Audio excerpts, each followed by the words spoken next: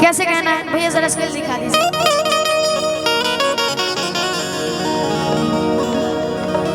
हे वीणा वाली मैया,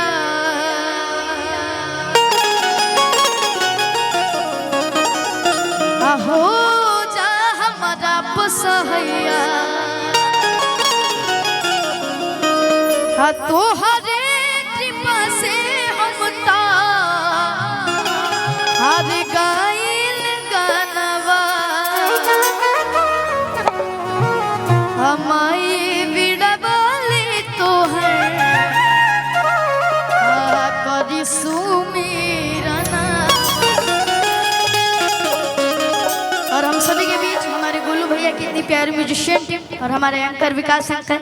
कैसे कहना है कि हे वीणा वाली मैया, हो जा हमारा पसहैया, हे वीणा वाली मैया, हो जा हमारा पसहैया,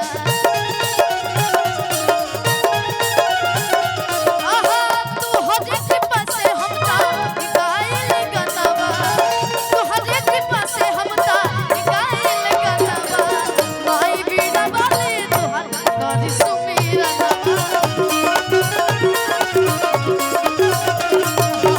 माई वीणा वाली तोहर करी सुमिरना।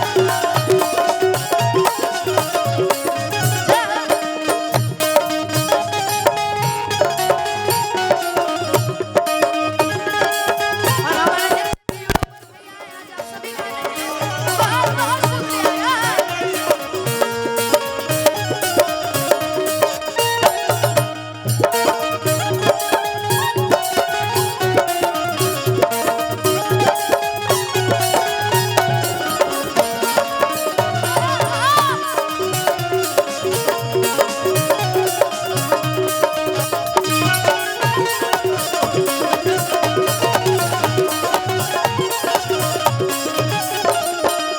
सुर के सरिता